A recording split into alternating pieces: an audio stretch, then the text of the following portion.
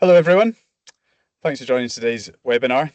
There should be a few more people joining throughout the session, but thanks all for joining. My name's Fraser, I'm the Operations Director at HebHomes, and we're joined by Alasdair Stephen, who a lot of you will know. He's the Managing Director at HebHomes. Hello Ali, and thanks for joining us. Hello, Fraser, and everybody. So just a quick note, as usual, before we begin, the webinar has been recorded and it's going to be uploaded to YouTube afterwards. So cameras and mics are off as usual by default. So today's webinar, it's aimed at a very specific group of people. Perhaps you've already bought your plot, you've been working with an architect, you might have planning permission and carried out site investigations, and you may have invested quite a lot of money and time into your project already. But then you get to the stage where you look at construction costs and suddenly the project is no longer financially viable, unfortunately.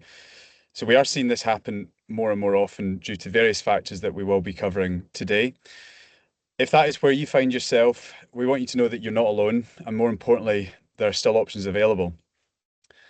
The webinar it's not about criticising bespoke architecture by any means. We work very closely with architects across the UK and have an enormous amount of respect for what they do, and especially our sister company, Docus Architects. And in many situations, a bespoke home is the right solution, and it could be the cheaper solution. But today's webinar is about exploring the alternatives when bespoke design has become unaffordable.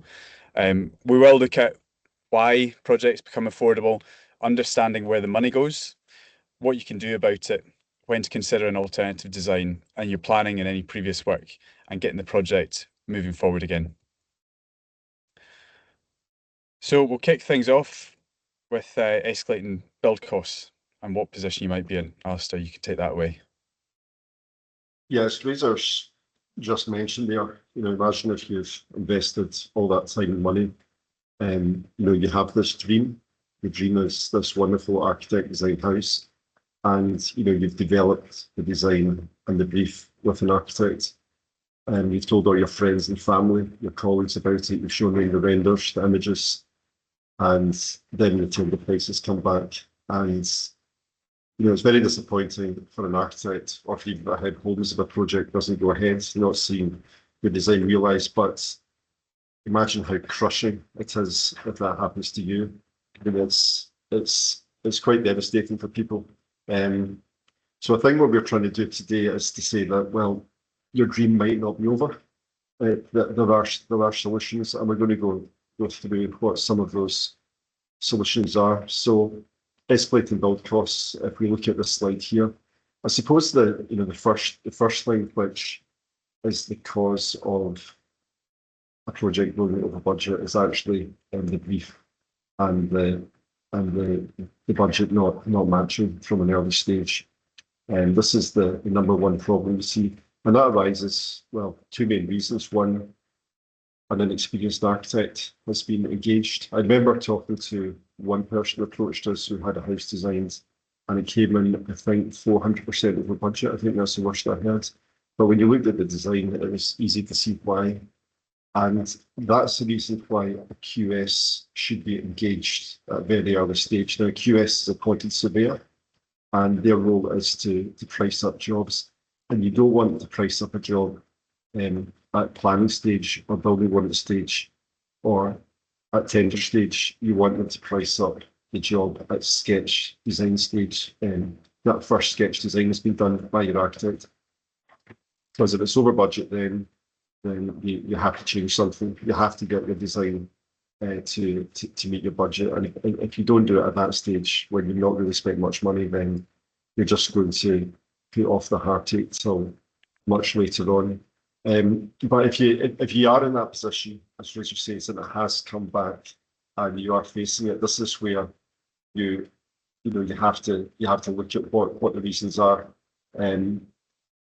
Apart from the brief not matching the budget, it could very well be the site conditions. This is something that we hammer home all the time. You have to know your site, and you have to have that priced. So the house could be, say, £500,000, but the ground conditions themselves could add. I think we did a job recently where I was looking at an extra £700,000 or £800,000 with potential extra cost to develop that site, just because it was so incredibly remote. So that's important. Um, also, also funding. You have to have flexibility within your funding because you don't want your dream to die just because you don't have the proper advice at an early stage. You could afford it, but it's too late to raise that money. So there's all these different things which can contribute towards the price coming in too expensive. But it's not over. There are things that can be done to save the project. And we do have lots of different clients that do come to us at various different stages, and hopefully they're coming to us at an early stage before, as Ali says, before they've gone through with planning or technical design. But we do get people at various different stages coming to us and seeing if there's something that we can provide that would suit. But ideally, we'd love to speak to you guys as early as possible to make sure that you're not getting too far down the line with a project that's simply unaffordable. And with that early involvement of a QS, then you should be able to get a good understanding of the expected costs. You will probably have some good site information. We'll cover that in later in detail that could potentially be reused. So not all is lost. So that kind of sets the scene of where you might be. It could be anywhere in the process, but we'll look at reasons why it might have increased. Yeah, so understanding why these costs are coming in too expensive is something which is crucial. What we've mentioned in, I think it was our last webinar, certainly a previous webinar, and if you do go down the bespoke route with an architect, it tends to always be more expensive than going for a standardized kit house. And the reason for that is primarily because there tends to be more advanced detailing, more difficult detailing, joinery detailing, and that's priced in by the contractor. But just the very fact that it's an architect that's designed it, there's a lot of head scratching, chin scratching for it to be built, and there's risk involved with that. If the architect believes that they might not understand the architect's intention and could make mistakes, they price in that risk, so the costs tend to be higher. So any complexity of an architect design, any additional detailing within the specification, but also the very nature of it being an architect will tend to be making more expensive. But what we're finding at the moment is that one of the reasons jobs are coming in too expensive is just the economy. There was a period when the Ukraine war kicked off, and also COVID as well had an impact where material prices went through the roof. I mean, that was really, really devastating for a lot of people. There was a house that was getting built next to my house up in the Isle of Skye, where I think by the time lockdown finished, the projected cost of the house had almost doubled, and that house is still not being built, even though the site's been cleared. So the global economy is bringing in a lot of worry for people, and there's less flexibility from the banks, and that's why certainty of cost is something which people are looking for. But that's really impossible within construction. But you can get as little uncertainty as possible, so that's what to look for. As you see here, the slide, the site is something which has a huge impact. If you choose the location of your house in the part of the site which is expensive to develop, or the site itself is expensive to develop, then that can have a massive impact. But it can be looked at again with fresh eyes once you've decided to take a new approach. So there's various reasons why the price will come in over budget. If it's, sometimes the QS has been involved from an early stage, they predict the price, but it still comes in well over what's expected. That will happen when contractors don't want to build. There's plenty of partnerships in the UK where contractors, if they're busy, they will just not want to build there. A remote Scottish glen, an island, a site which is difficult to access if it's a long drive for their staff. They just don't want to build there, so we put in a price to make it worth their while. So that's when they tend to get prices which bear no relation to what the QS has predicted. So there's various reasons, all of them are equally disappointing and devastating if it happens to you. There's things like your specification can make a huge difference on things like flooring and tiling, kitchens and bathrooms. If you've specified something that's very high quality and very expensive, then that's obviously contributing. And with design, with building, simpler is usually better to build. So things like complex roof forms or large amounts of steel for structure. Maybe you got a lot of glazing. If it's a complex design, inevitably it's going to be a more expensive design to build. Um, and the size as well, the overall size of the building. Is it oversized? Is it beyond what you actually need? These are all things that are worth revisiting and having a bit of a rain check before pursuing and looking at other options. And one thing here is the time. With the economy and inflation and everything that happens in the world, the more time that passes, the more inflation that will impact your building, your building costs. And some years inflation is very high given what's happening. So there's lots at play here and lots of things that can impact the build costs. But it's useful for you to understand these things so that you can understand where the costs are coming in and potentially where savings could be made. Yeah, and I think to add to that, one of the reasons, well, there's two main reasons apart from everything we've discussed that makes building a house expensive. One, obviously, is the specification, the quality of build you have to do under modern building regulations is quite exceptional compared to what it was, say, 20 years ago. You have to build of high quality. You have to use very good heating and ventilation systems, excellent windows, superb U values. You have to achieve all of these no matter what you build. And the material costs, as I touched on before, are very expensive, but also labour costs. There's a massive a huge shortage of skilled labour in the UK at the moment within the construction industry. Brexit means that contractors can't look to Europe for tradesmen anymore. And that probably meant in the past they didn't train up enough apprentices compared to what they used to. So that means that these skilled tradesmen are highly sought after. They don't need to build new houses. They could quite happily work just repairing the existing housing stock. But it means, say, if you've got 3 people on your site for a year building a house and they all earn an average of £80,000, which isn't unheard of within construction now, that's a lot of money. That's accounted for your house before you've actually got it spade in the ground. So yeah, that's a major thing, which is, I suppose you could say, the government has contributed towards. They're the ones who are driving building regulations, and they're the ones who have driven policies, which has resulted in a shortage of skilled labour in the UK now. Mm-hmm. So importantly, what can you do about it? So there's lots of things you can do. Understanding the cost in the first instance will be a huge help to you. Reviewing your finance, so looking at your financing options, can you increase any lending that's required? I would speak to a mortgage broker and understand if there is any additional available finance if you wanted to take on more debt. So that's one thing to consider.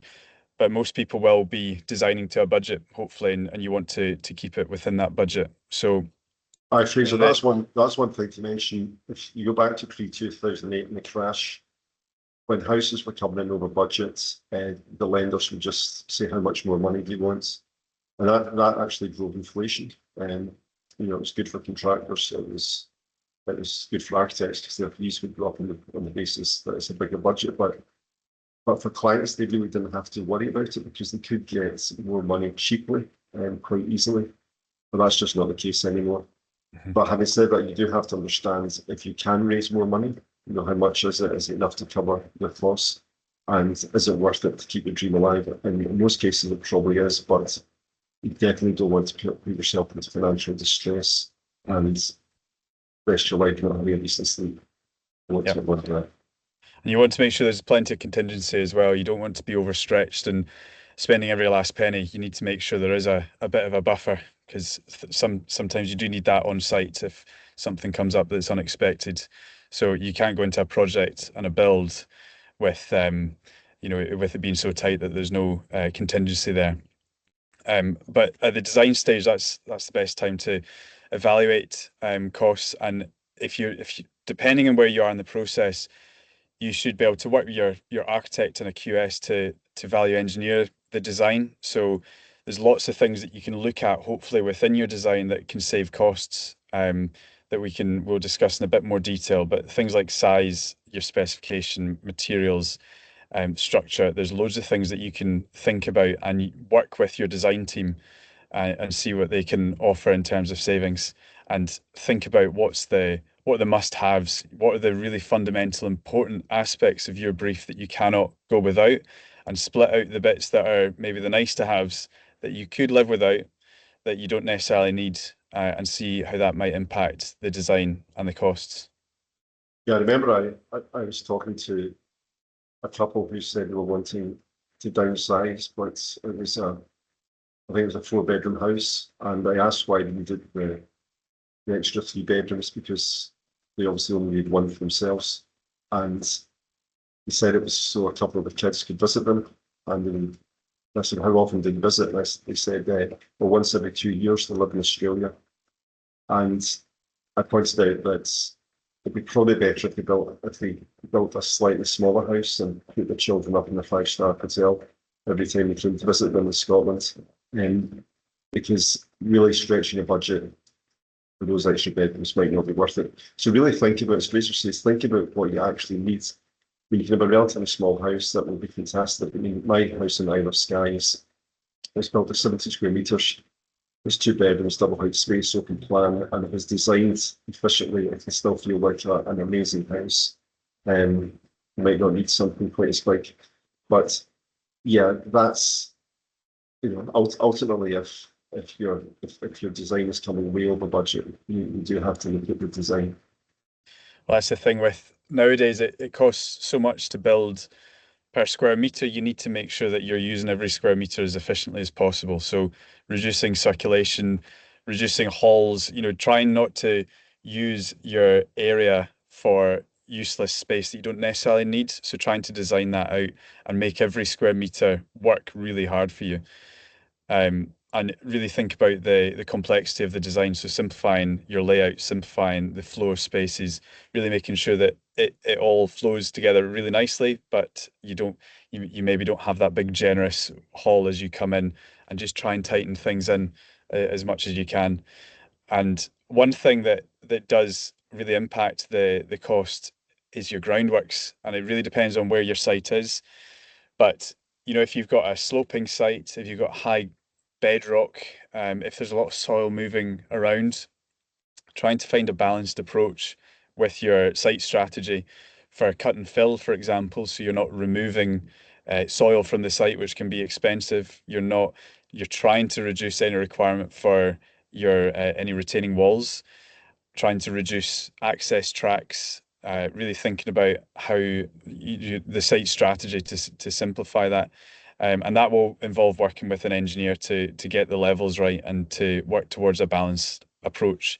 But you won't really know that until you've got your full cut and fill analysis done and you know the levels on the site.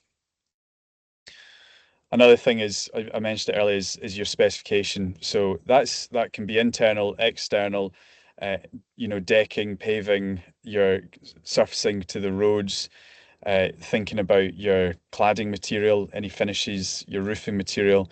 So things like, we find that the most affordable external cladding materials are corrugated metal on the roof, and then timber cladding on the walls, which is a nice light finish.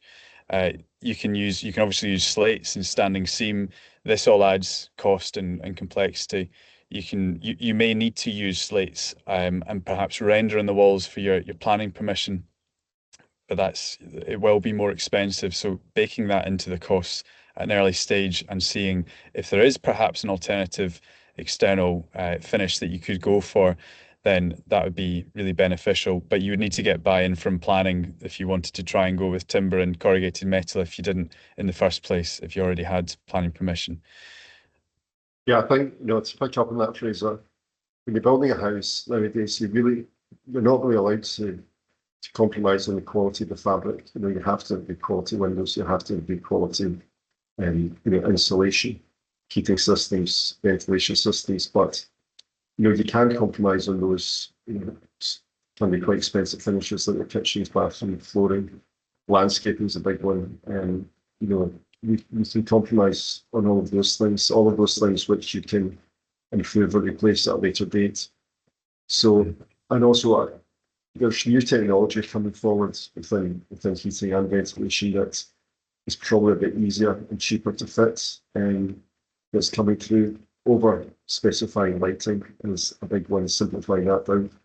But what you don't want to do really is compromise on the quality of fabric. You can't really do that.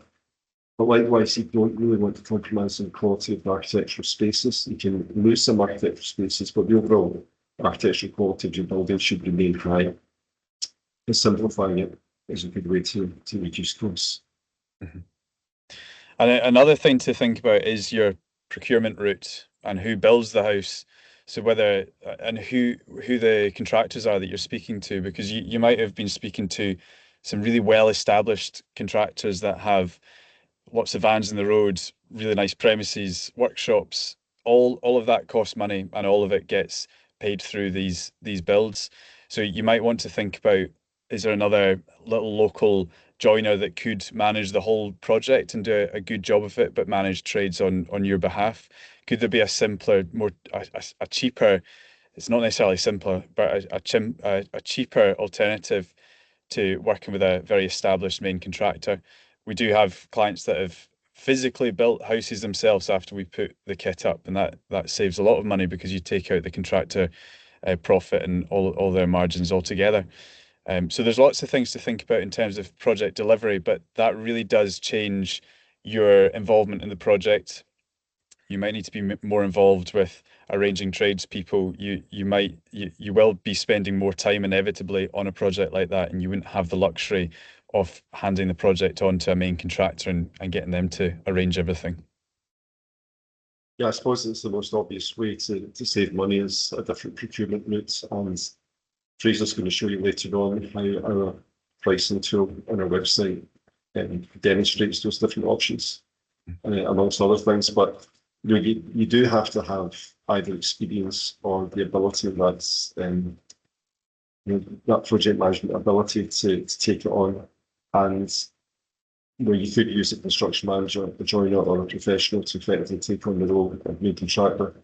But if you do it yourself, you're effectively to main contractor. We're going to be putting up guides on our website to show people how it's done. But generally, the simpler the house, the easier it is to take on. As a complex building, especially if it's a bespoke architect design building, and you don't have that experience, then it's probably the last thing you should be.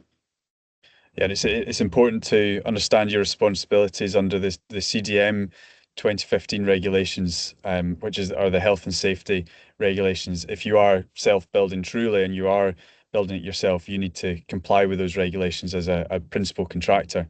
So understanding those will be fundamental and very, very important indeed for the project.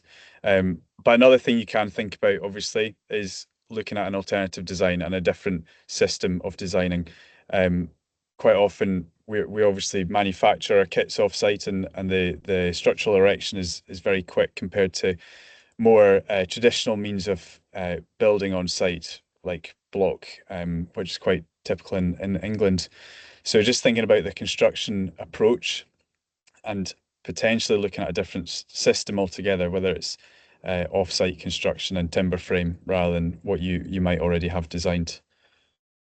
Yeah, you're taking a different approach, and you're going down a different route. I mean, what you have to remember is that, and it's quite surprising the number of people who aren't willing to do this. Quite often, people they have a house designed and they're not willing to compromise on the design, and their dreams die. They want the price to be cheaper, but there's really nothing much. You can't force the price to be cheaper unless you make changes either in procurement or the design. But I think what we are trying to show, well, what we have shown with HebHomes is that if you want an architect design house, you can still get one through a kit.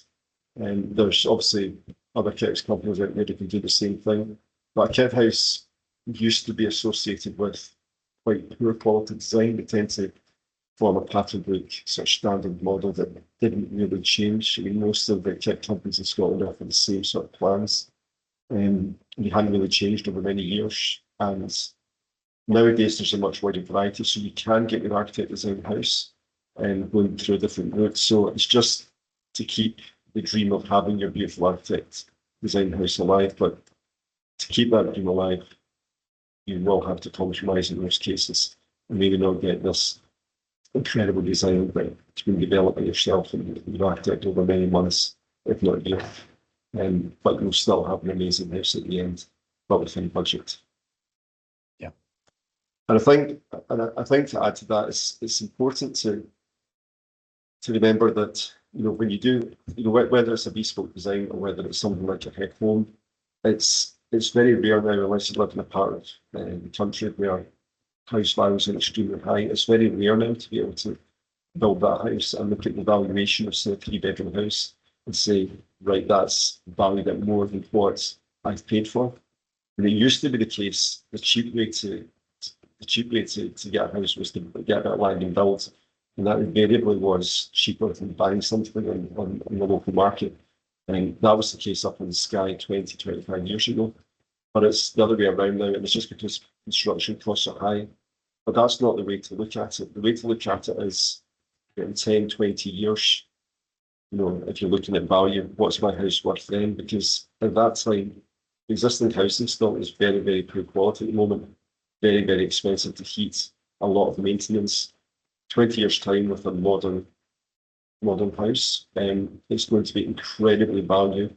Again, was compared to the existing housing stock now, which is 20 years older. And then so think of it in the long term, but also think about the quality of the life you're going to have, within a beautiful house. And to look at those views, not worry about heating bills, a wall of glass, beautiful internal space, and it's worth the investment. It's only worth the investment if you can afford it, but it is worth taking the risk in most cases. Yeah. So you might have gone through that whole process of value engineering and really interrogating the brief, looking at the structure, your specification, everything that we've spoken about. You may already have done that. And you might find that you're still not getting anywhere. So you might find that the design fundamentally is unaffordable, and you are thinking about pivoting, thinking about a different design, thinking about a different approach altogether. Um, nobody's asking anyone to throw out all the work that's been done. There's quite a lot that can be reused, and we'll talk about that in a later slide. But it's the time to maybe think about, do we go back closer to the start and look at the design with a proven design that works and is on budget. So I'll run you through the budget calculator on the website, which helps you, basically enter in the constraints of the site and any other specification choices to help you understand the budget. And it's a very rough guide for now because it's not site specific, but it will give you some good guidance on roughly what it will cost. Yeah, I think Fraser, to emphasise the importance of this calculator. It's to help people, and it's quite. I mean, it is broad brushstrokes, but it's extremely helpful, and it gives people some quite accurate information. And we found, looking back at figures, but the real danger that people have is, especially when they work with a credit company, is they're being told a figure which is too good to be true. I mean, the magazines that you can buy, I read the build costs and then I don't believe them. And the likes of Grand Designs, I don't think people are honest about their build costs in many cases. But I also think there's a lot of companies out there that are just trying to sell kits. They're not run by architects, they don't have professional standards to work to. And they either exclude a lot of the costs, which could be site development costs, it could be foundations, anything out under the ground and out with the four walls of the building that are excluded. So that can lead people astray. But also, you're told what you want to hear, and just so that you can sign on a dotted line somewhere. So you've got to be extremely careful. What we're doing with this guide is we're trying to be honest. I mean, it does have to be updated every year.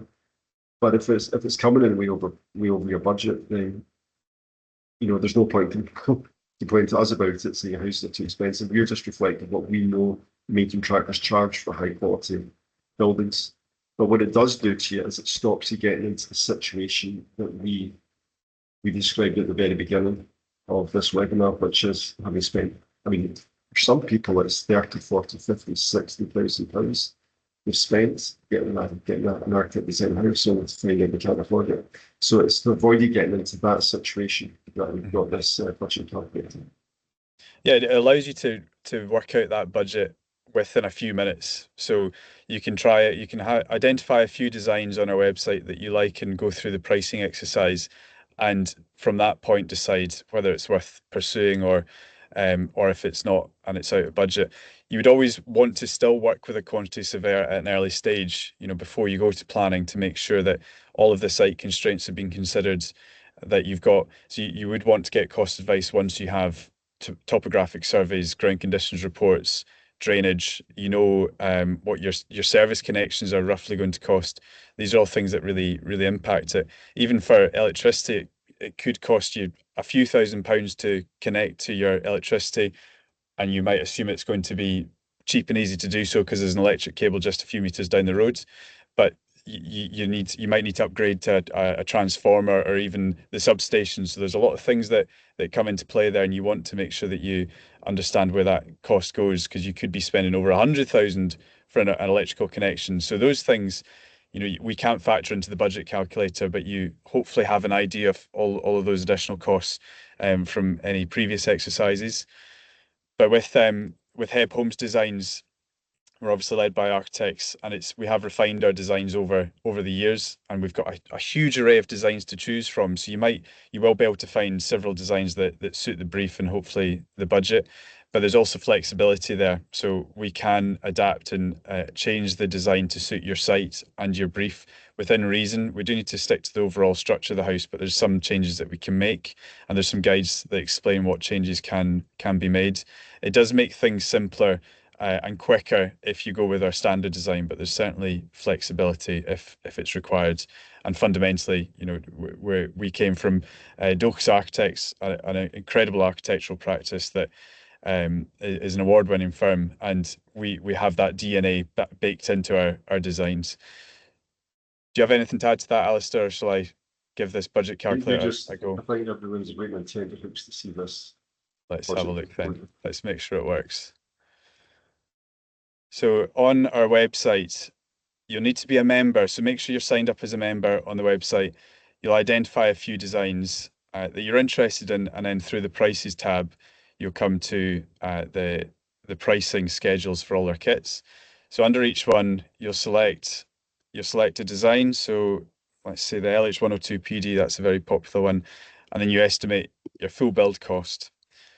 So it'll take you through a series of questions that you answer based on certain criteria. So procurement routes, whether you're organising trades yourself or true self-build, where it is. So you can see if it's remote, it adds costs. If it's an island, it adds costs. Some islands are more difficult than others.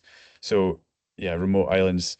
So you can add in these constraints, whether it's a typical rural plot, challenging site if it's got long access or it's very steep.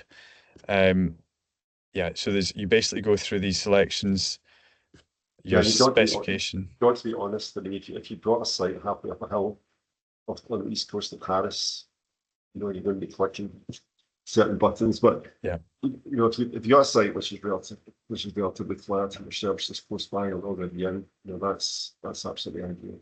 Yeah. So you'll get a summary of this into your emails, and it will list all the constraints that you've selected. And you can do that as many times as you want. You can do as many different designs as you want, and then that'll help you identify the one or two designs that are most suitable for your brief and your budget. Okay, I'll go back to the slideshow. So have a play around with that. You could lose hours and hours playing around with that, but it's a really useful tool, very interactive. Okay, planning. Alasdair, I'll let you take this one. Yeah, this is a question that comes up quite often. Sometimes people buy a plot and it's already got full planning for an architect design house. So that's when someone's dream has died and they've stuck the plot on the market. Someone's looking to buy it and they say, can I change planning, or do I have to build this house now? In the vast majority of cases, you can just change planning. And with HebHomes, because these are very simple forms, they're not ostentatious. They're forms that the planners tend to like because they're like the longhouse or agricultural forms, or the traditional white house, classical flat house designs that sit in the landscape and you can change material finishes. So in most cases, It's actually very straightforward. What's been established with the full planning previously is that you can actually build. Now, occasionally, if there's a conservation area or there's been a huge challenge and a very particular design that has to be that have been developed in order to get planning. Yeah, you might find it difficult to get planning for HebHomes. In most cases, it's relatively straightforward. So this is something you would check. If you've got planning for a house that you can't afford, you want to change it, the straightforward thing to do is check with the planners that the HebHomes appropriate. In most cases, it will be. If they say yes, then the most straightforward thing to do would be to place the house on the same location, unless it's been determined the location is causing the price to be so expensive, to put the house in the same location. And what that means is that the road access is the same, the sewage arrangement is the same, the ground investigation you've done, it's the same. And when you put it in for planning, a lot of those consultants have already been spoken to, and those agencies have been consulted. And then planning is relatively straightforward, it may even be relatively quick. And with that comfort that you are going to get planning in the house, it means that you can put in your building warrant or building regulation application concurrently. So that's the benefit of choosing Click House, whether it's one of ours or someone else's. If you have reached that terrible situation of not being able to build your dream home, you can actually get things up and running very, very quickly again without actually losing much time.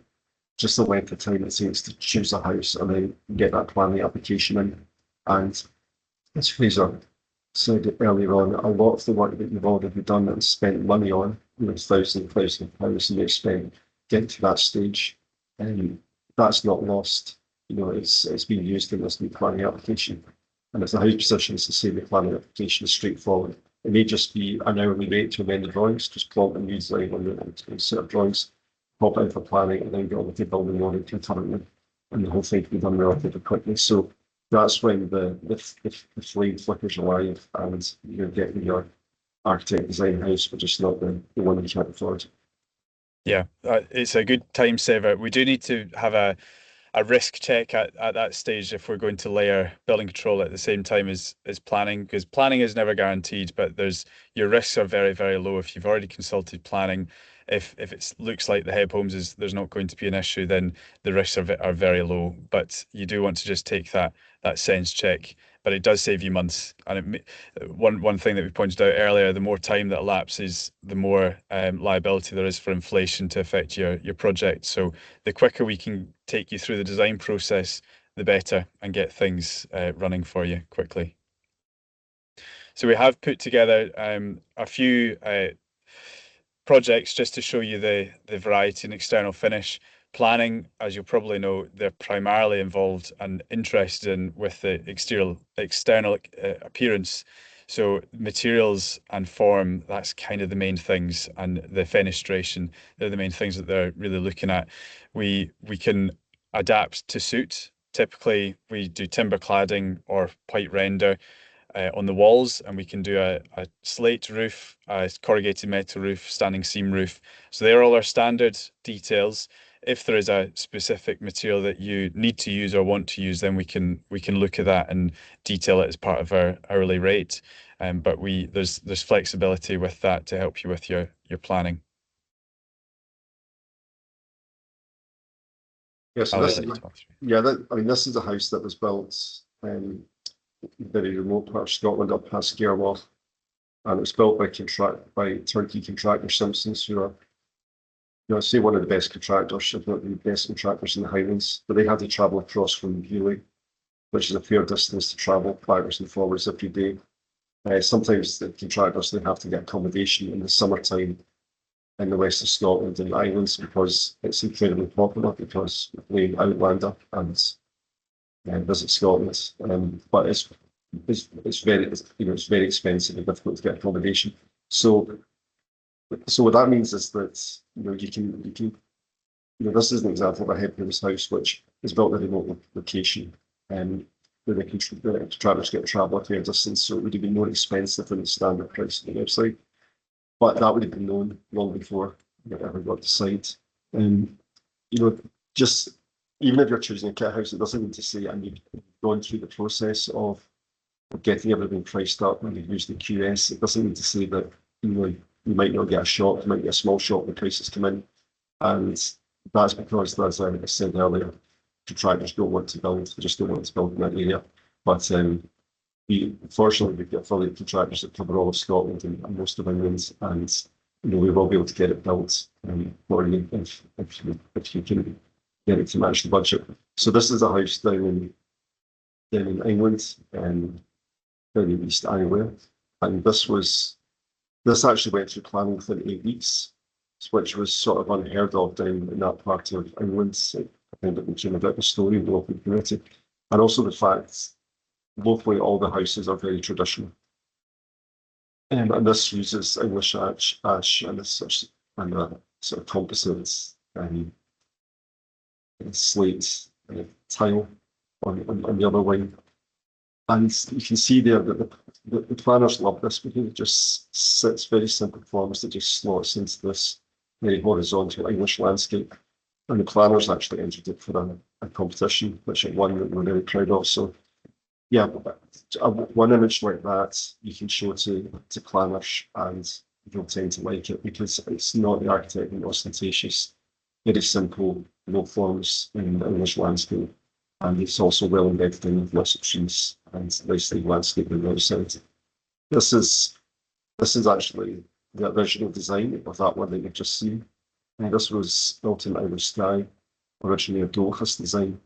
And this is quite a large house in quite a prominent position.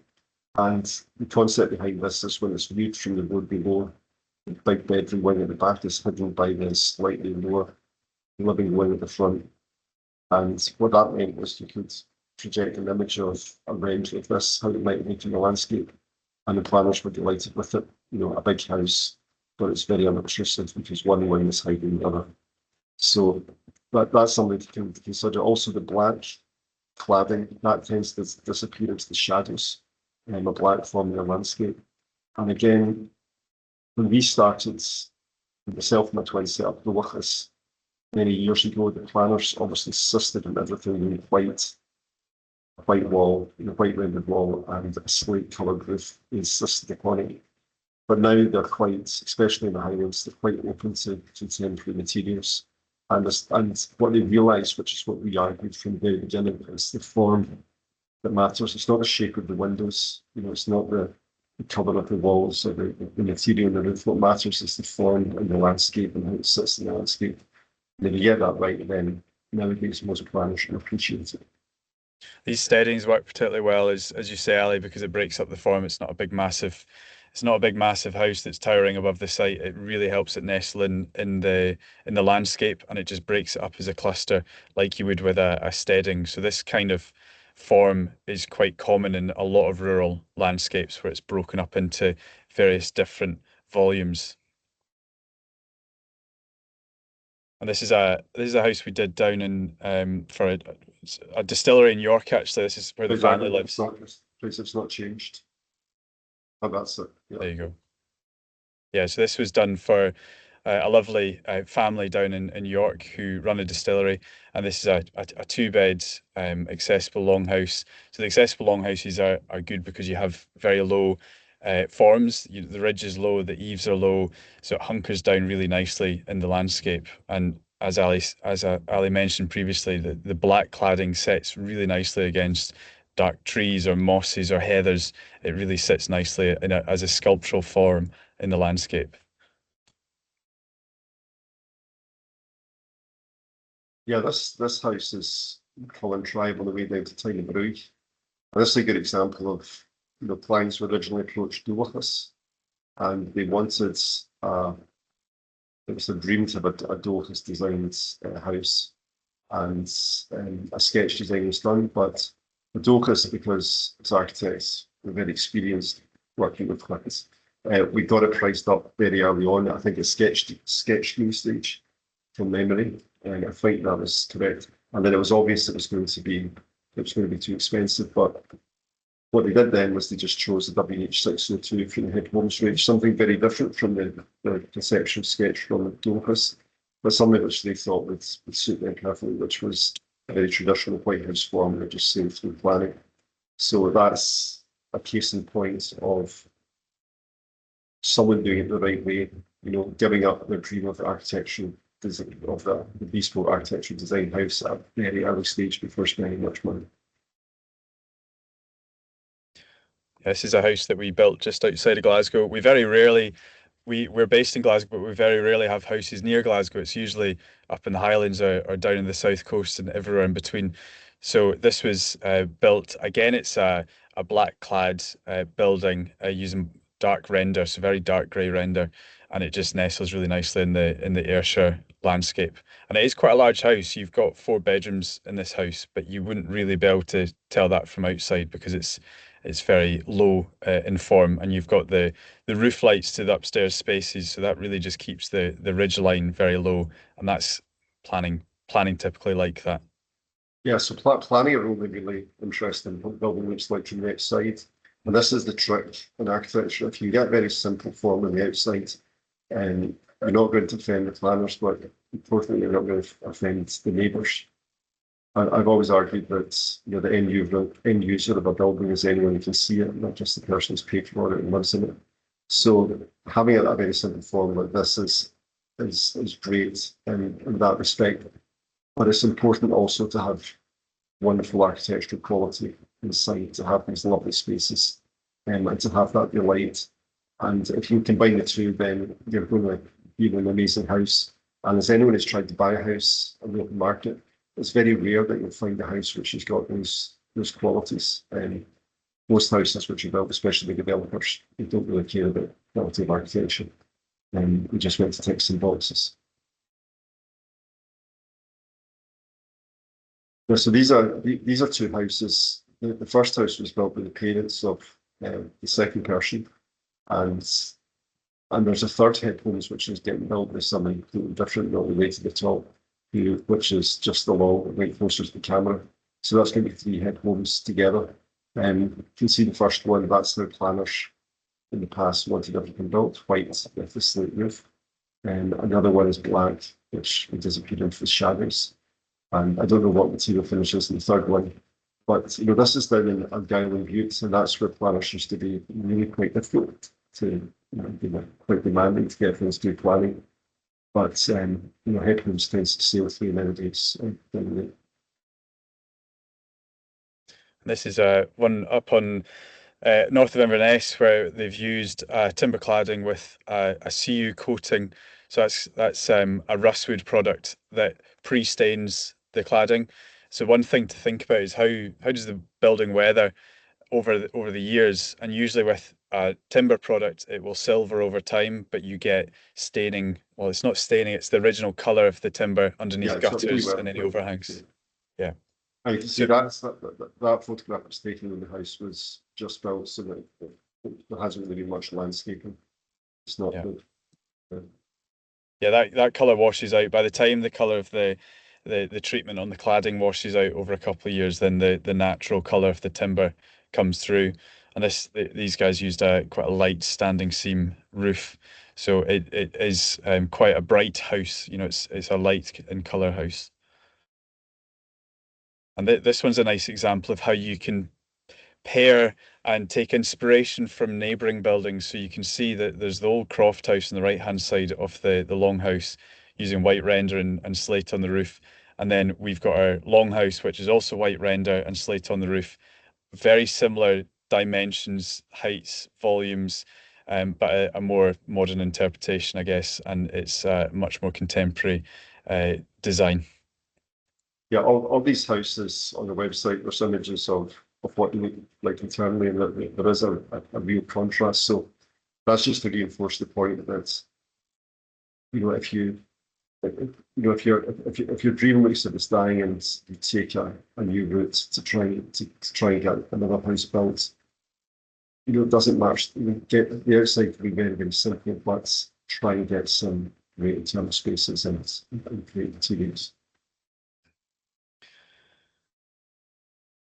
Okay, so fundamentally, can you reuse any work? So as we mentioned, there's a lot of things that you can reuse. There'll be a lot of work that you've done in particular with surveys that you should hopefully be able to reuse and not have to be updated.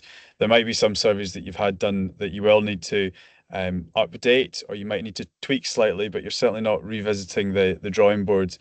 Topographic surveys, they're typically you can reuse them unless the ground has fundamentally changed. If you have leveled things, if you move things around, you may want to get a new one done, but typically you can reuse it. Your ground investigation, where you dig trial pits and you just understand how the ground's made up, that won't change. You can reuse that. So you'll just need to make sure you can get that information from the previous surveyor or architect and make sure you can carry it forward. Your drainage as well. So you will have, typically in a rural plot, you will have private wastewater treatment, and you will need to deal with your surface water as well. You might be lucky and be able to connect to a sewer, but typically you will have some sort of soakaway for surface water. But that should be reusable, particularly if the scale of the house is similar. You've got the same number of bedrooms, but if you are increasing the size, which you probably won't be, then you could speak to the drainage consultant and get them to update their report. And ecological information, so bat surveys, tree surveys, these kind of things may not be able to be reused because there's typically a time limit on these kind of reports. But there may be something that can be done to top up the report or refresh it. So you might not need a full new survey, you might just need a refresher, essentially. Some things that you just won't be able to repeat or reuse, especially if you're further down the line, your structural design that is designed for the specific architect designed house. So you will need to get a new one done. Your planning and building control permissions, they would need to be redone. It's highly unlikely you could get a non-material variation.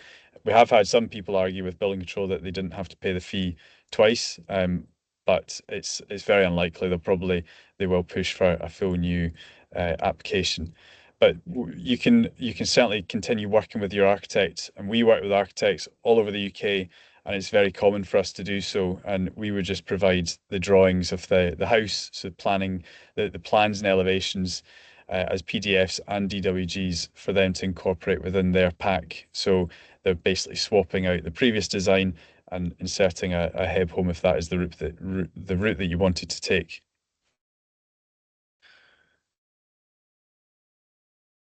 Callie, I'll let you take this one.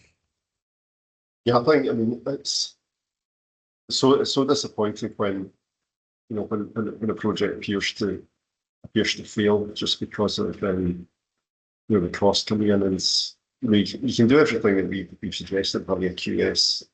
The pricing still come in over budget just because the contractor just doesn't want to build. There's just not enough contractors around, not enough skills. So you just don't know what's going to happen.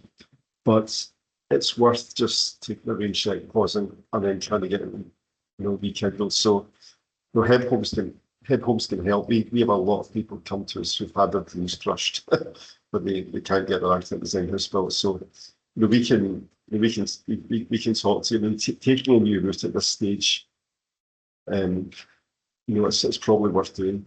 So we can look at the alternatives and we can compare both the costs. It may very well be that bad news for you, and you can't really do much with it, but it's worth discussing. So if you are in that situation, we'd be delighted to talk to you, and just look at the different options to get your project moving and there. We've got a couple of questions that have come in just before we wrap up, Ali. Got a question about we mentioned new types of heating coming through. What are those? Do you want to explain that? Well, I mean, we've been looking at an air source heat pump. I suppose it's not a new type of heating, it's a new type of air source heat pump, which is plug and play, so it's about the size of a boiler, and it's much easier to fit. It's got very few moving parts, so it doesn't tend to break, and it's got fantastic performance. So that's going through testing at the moment, and if that does go to full market, then that's going to be quite a bit cheaper than your traditional air source heat pumps. The house that was highlighted before at the Whiskey Distillery, the whole black one, that doesn't have an air source heat pump. That's managed to get through the SAP calculations using, I think, batteries, battery storage, electric boiler, and the solar panels. So again, that can be cheaper.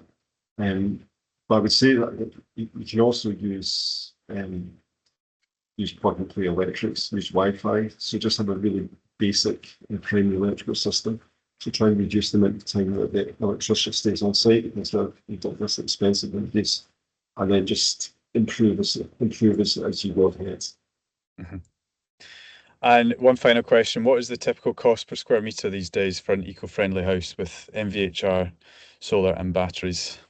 Well, I've written a blog that you can read on the website about why you shouldn't use a square meter, because basically the smaller your house is, the more expensive per square meter it's going to be, because you've got certain things that don't change. That you need a sewage system, you need a heating system, you need ventilation system, you need your electrics, and all these things. It's about not so much the equipment. The equipment in a bigger house, you will need a bit more equipment, but you need the electricians to get out there, and they're going to charge a certain amount of money. So if your house is double the size, doesn't need to say your heating system is double the price, which means that if you get a large house, that square meter rate can come down. So you could maybe get it down to £2,500 a square meter, a very large house. But a small house, you might be pushing up at double that. Mm-hmm. And so this is where there's unknowns, and of course the site conditions itself is a huge impact. Well, the cost calculator will be a huge help, where you can input hopefully a lot of the site conditions, and get you can see the range. It could vary a huge amount depending on the site conditions. So that's why it's really difficult to put an actual square meter rate against it. We've got a question about Ireland, about Brexit. In Ireland, Brexit hasn't affected us because we have teamed up with an Irish fabricator that fabricates our kits there. So yeah, it's difficult to actually take our kits over from Scotland into Ireland, so we don't do that. But we found a very good solution. The problem with Brexit in Ireland is that, well, they don't have Brexit in Ireland, but the reason that they are also suffering in construction is because tradesmen can't afford to live in Ireland, so they don't bother moving over from Eastern Europe anymore, because it's not worth the while. Mm-hmm. We've got another question about passive house principles. So, do we design to passive house principles with cooling, heating, shading, and fabric? And so I'll answer that. We certainly do. So we don't go for passive house accreditation, but we certainly design with the fabric first and passive approach that passive house uses. So we typically we will always have an MVHR unit and a very airtight fabric, very well insulated walls and roof, and trying to achieve passive shading where possible, so you don't have overheating. We will do an overheating analysis on all projects just to make sure that there's nothing that we can't design out at an early stage. So that's all taken into account. But as I say, we don't go for the actual accreditation. We don't go for accreditation because we generally work on sites with stunning views, quite often Yeah. facing north over mountains and lochs, and we're not going to told they're a passive house consultant that we've got to take away those windows and put them in other shades. Yeah. Final question, Ali. Do we do extensions? Can we link it to an existing building? Well, it's what you can do is you can look at, say, the TH range, and you can take one of the wings from the setting range and actually use an extension. It's something that we get asked a lot in Ireland, so we're probably going to introduce a range of extensions on the Irish website. But that would have to be led by an architect to have to work out all the connection detailing between the existing building and the HebHomes. So we would write that separately. But generally, we're not. Our advice is to talk to an architect first about it, because it might not be the best solution for you. Okay, great. Well, we'll wrap up there, guys. Hopefully that's been useful, and it's helped to demonstrate that perhaps receiving an unaffordable tender doesn't necessarily mean the end of your dream. A lot of people, it's the starting point when taking a step back and exploring a different approach. So if you've already invested in surveys, planning permission, or technical design, don't assume it's been wasted. Quite often, much of it can be reused, even if the house itself changes. So we are at HebHomes happy to have an initial conversation as always.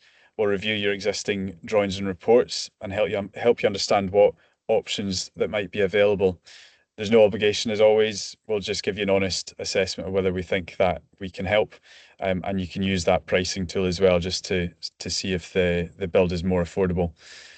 If your build has stalled because of escalating costs, we would love the opportunity to help you get it moving again and arrange that chat. So thank you all for taking the time to watch a webinar today, and hopefully we will speak to some of you soon. If you'd like to arrange a meeting, then just drop Lindsay an email. Her email's on the screen just now. But thanks very much, Ali, and I'll see you all again soon.